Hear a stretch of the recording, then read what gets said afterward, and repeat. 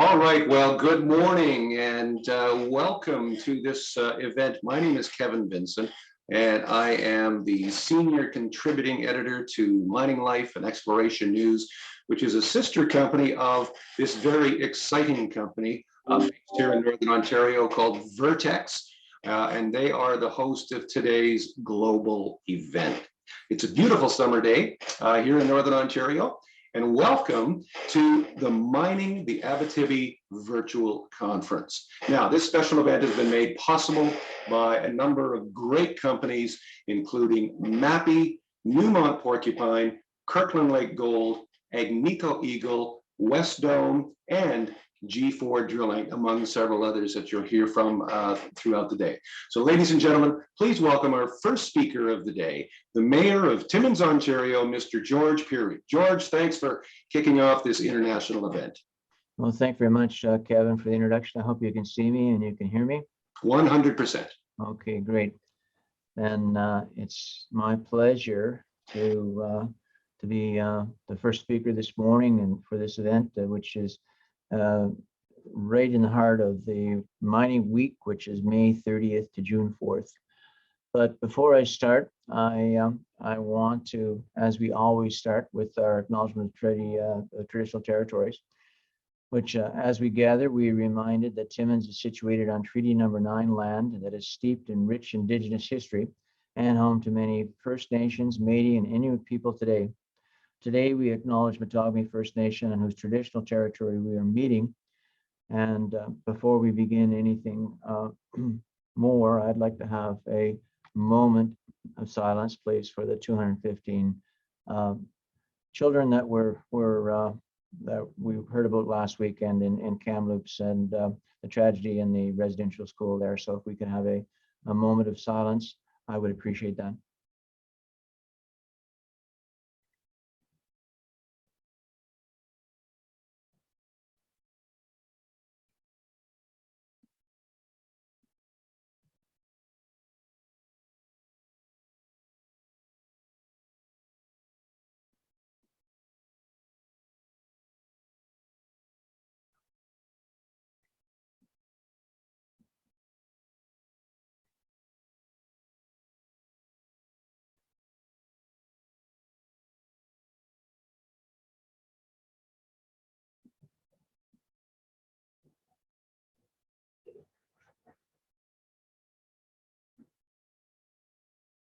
Thank you very much for that.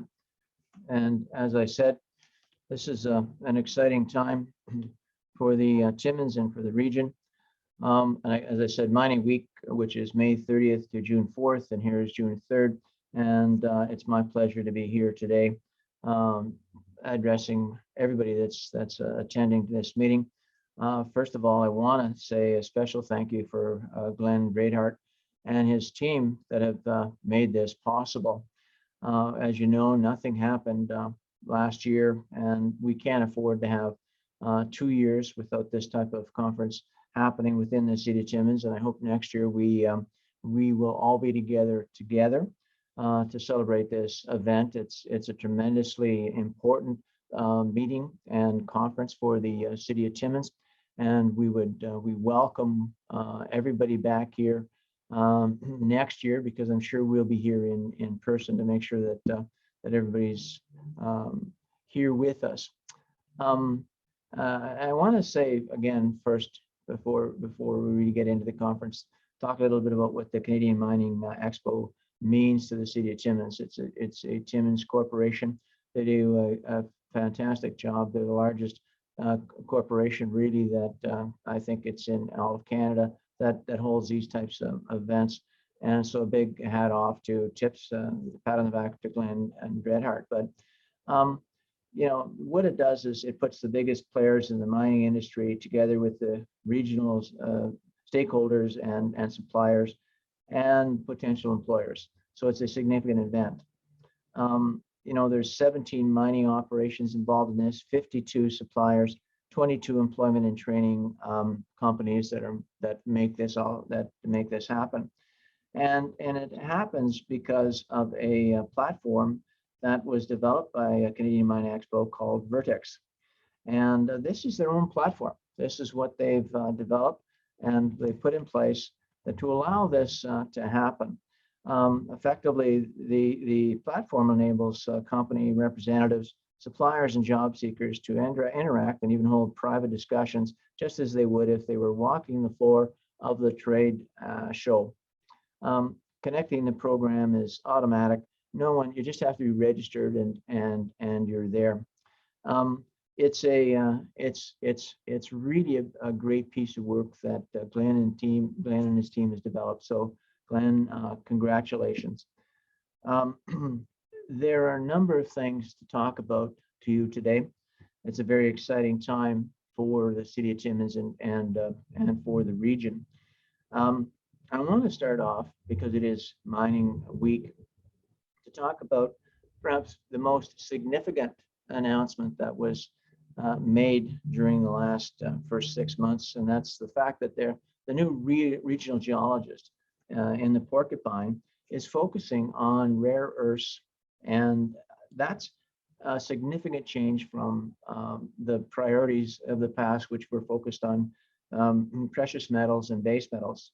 Sanam Anisabat is the individual that's responsible for this change in focus.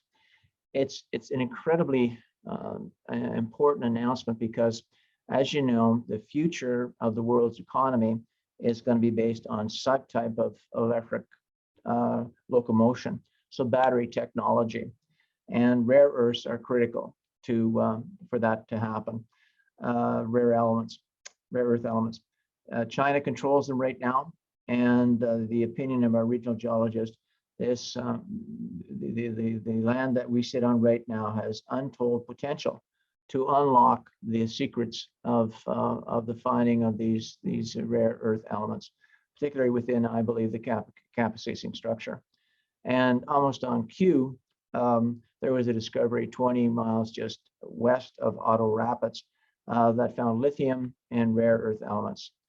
So, and this is it's got a significant geological signature with it, and I know they've got a program scheduled for the fall of the year, and we're really looking for the results of to see this. It's a significant change in focus for our region. I want to move right then in to talk now about Canada Nickel. Canada Nickel sits just directly to the north of us, and you'll be very well aware of the fact that they've had a very an initial PEA, positive PEA, and we know it's early days, but these are very, very good numbers. We know this resource just north of Timmins will only grow.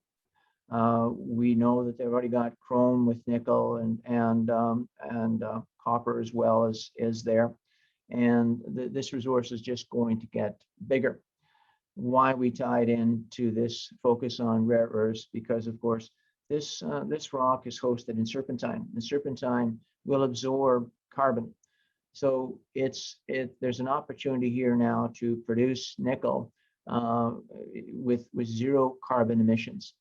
If you were there listening to me at the Phenom conference just perhaps 2 weeks ago, I guess it was May 18th, not 2 weeks ago, May 18th, you heard me talk about the potential of what that means, producing nickel carbon in a carbon neutral fashion.